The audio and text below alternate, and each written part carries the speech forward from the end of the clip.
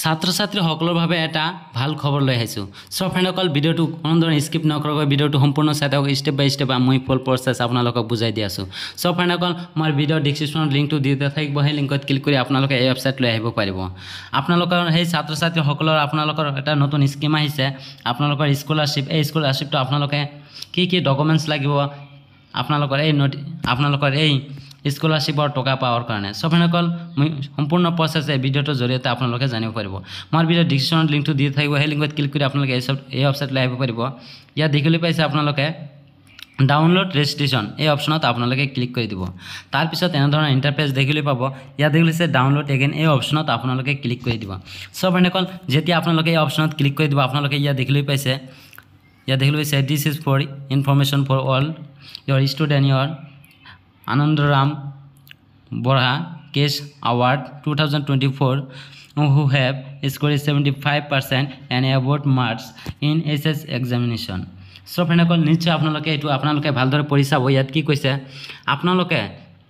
আপোনালোকৰ যদি SSLC যদি আপোনালোকে এক্সামিনেশ্যন দিছে 75%, ইয়াত দেখিবলৈ পাইছে আপোনালোকে 75% যদি প্লাছ নাম্বাৰ আছে আপোনালোকে, তেনেহ'লে আপোনালোকে 15,000কৈ টকা লাভ কৰিব। সো ফ্ৰেণ্ডসকল আপোনালোকে ভিডিঅ'টো সম্পূৰ্ণ চাই থাকক। ইয়াত দেখিবলৈ পাইছে আপোনালোকে 75% and about marks in SSLC examination 2024। ইয়াত দেখিবলৈ পাইছে সেৱা আৰু আপোনালোকৰ কি কি ডকুমেণ্টছ লাগিব, সম্পূৰ্ণ প্ৰচেছ এই ভিডিঅ'টোৰ জৰিয়তে আপোনালোকে জানিব পাৰিব। তাৰপিছত দিয়া হৈছে bank's details slip open form, ইয়াত দেখিবলৈ পাইছে 15/7 the portal I will be closed. ইয়াত দেখিবলৈ পাইছে আপোনালোকে সম্পূৰ্ণ প্ৰচেছ আপোনালোকে ইয়াত দেখিবলৈ পাইছে।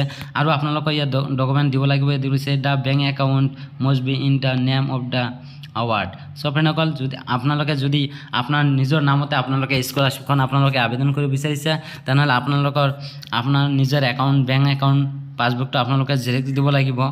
আৰু আপোনালোকে ইয়াত দিছে name of the account holder should of the same as the name সেৱা এডমিট কাৰ্ড আৰু মাৰ্কশ্বিট। সো ফ্ৰেণ্ডসকল নিশ্চয় আপোনালোকে বুজিব পাৰিলে, আপোনালোকৰ এডমিট কাৰ্ড আৰু মাৰ্কশ্বিটটো আপোনালোকৰ জৰুৰী হয়, সেইটো আপোনালোকৰ দিবই লাগিব। আৰু ইয়াত কি কৈছে আপোনালোকে the bank account should be active.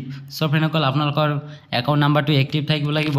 সম্পূৰ্ণ প্ৰচেছ আপোনালোকে ভালদৰে পঢ়ি চাব আৰু আপোনালোকে কেনেকৈ এইটো আবেদন কৰিব, সম্পূৰ্ণ প্ৰচেছ এই ভিডিঅ'টোৰ জৰিয়তে আপোনালোকক মই বুজাই দি আছোঁ। সো ফ্ৰেণ্ডসকল তাৰপিছত আপোনালোকে ইয়াত দেখিবলৈ পাইছে, অলপ স্ক্ৰল ডাউন হৈ আহিব। তাৰপিছত ইয়াত দেখিবলৈ পাইছে আপোনালোকে ARBS registration 2024 is now open for register, এই অপশ্যনত আপোনালোকে ক্লিক কৰি দিব। সো ফ্ৰেণ্ডসকল যেতিয়া আপোনালোকে এই অপশ্যনত ক্লিক কৰি দিব, আপোনালোকৰ এনেধৰণৰ ইণ্টাৰফেচ দেখিবলৈ পাব। সো ফ্ৰেণ্ডসকল অলপ স্ক্ৰল ডাউন হৈ আহিব। স্ক্ৰল ডাউন হৈ ইয়াত দেখিছে ইউজাৰ নেম, যদি আপোনালোকৰ সেই আইডিটো বনোৱা ক্ৰেডিট কৰা আছে, তেনেহ'লে আপোনালোকে ইউজাৰ নেম দি পাছৱৰ্ড বহাই লগইন অপশ্যনত ক্লিক কৰি আপোনালোকে লগইনটো কৰি ল'ব। আৰু যদি আপোনালোকে নতুন আবেদন কৰিব বিচাৰিছে, আপোনালোকৰ আইডিটো ক্ৰেডিট কৰা নাই, তেনেহ'লে আপোনালোকে কি কৰিব।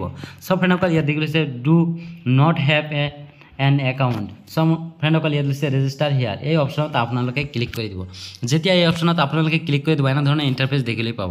সো ফ্ৰেণ্ডসকল নিশ্চয় আপোনালোকে দেখিবলৈ পাইছে। ইয়াত দেখিছে SSLC ৰোল, আপোনাৰ যিটো ৰোল আছে সেই ৰোল নংটো ইয়াত এণ্টাৰ কৰি দিব। তাৰপিছত ইয়াত দেখিছে SSLC নং, আপোনাৰ নংটো যিটো আছে সেই নংটো আপোনালোকে ইয়াত টাইপ কৰি দিব। আৰু ইয়াত দেখিলে হৈছে আপোনালোকে SSLC ৰেজিষ্ট্ৰেশ্যন নাম্বাৰ, আপোনালোকৰ সেই ৰেজিষ্ট্ৰেশ্যন নাম্বাৰটো আপোনালোকে ইয়াত এণ্টাৰ কৰি দিব। তাৰপিছত আপোনালোকৰ ইমেইল আইডিটো ইয়াত বহাই দিব। তাৰপিছত ইয়াত দেখিলে হৈছে মোবাইল নাম্বাৰটো বাধ্যতামূলক হয়। ইয়াত দেখিলে পাইছে mobile number Aadhaar link with mobile নং। সো ফ্ৰেণ্ডসকল যিটো নাম্বাৰত আপোনালোকৰ আধাৰ কাৰ্ডটো লিংক আছে, সেই মোবাইল নাম্বাৰটো আপোনালোকে ইয়াত এণ্টাৰ কৰি দিব। এণ্টাৰ কৰি দিয়াৰ পিছত তাৰপিছত আপোনাৰ ইয়াত দেখিলে চেণ্ড OTP, এই অপশ্যনত আপোনালোকে ক্লিক কৰি দিব। তাৰপিছত আপোনাৰ মোবাইলৰ এটা OTP আহিব, OTPটো আপোনালোকে ইয়াত এণ্টাৰ কৰি দিব। এণ্টাৰ কৰি দিব তাৰপিছত এই ভেৰিফাই OTP, এই অপশ্যনত আপোনালোকে ক্লিক কৰি দিব। তাৰপিছত আপোনালোকৰ OTPটো ভেৰিফাই হোৱাৰ লগে লগে তাৰপিছত ইয়াত হৈছে ছাবমিট, এই ছাবমিট অপশ্যনত আপোনালোকে ক্লিক কৰি দিব। সো ফ্ৰেণ্ডসকল তাৰপিছত ছাবমিট অপশ্যনত ক্লিক কৰাৰ পিছত তাৰপিছত আপোনালোকৰ পাছৱাৰ্ডটো খুজিব, আপোনালোকে সেই পাছৱাৰ্ডটো বহাই তাৰপিছত আইডিটো আপোনালোকে ক্ৰেডিট কৰিব। তাৰপিছত আপোনালোকে ইয়াত দেখিলে হৈছে লগইন হিয়াৰ, আপোনালোকে আইডিটো এই লগইন অপশ্যনত আপোনালোকে ক্লিক কৰি দিব। যেতিয়া ক্লিক কৰি দিব আপোনালোকৰ এনেধৰণৰ ইণ্টাৰফেচ দেখিবলৈ পাব, অলপ স্ক্ৰল ডাউন হৈ আহিব। তাৰপিছত ইয়াত দেখিবলৈ পাইছে ইউজাৰ নেমটো আপোনালোকে ইয়াত এণ্টাৰ কৰি দিব। তাৰপিছত ইয়াত দিছে পাছৱাৰ্ড এণ্টাৰ, এই পাছৱাৰ্ডটো দি ইয়াত লগইন অপশ্যনত আপোনালোকে ক্লিক কৰি দিব।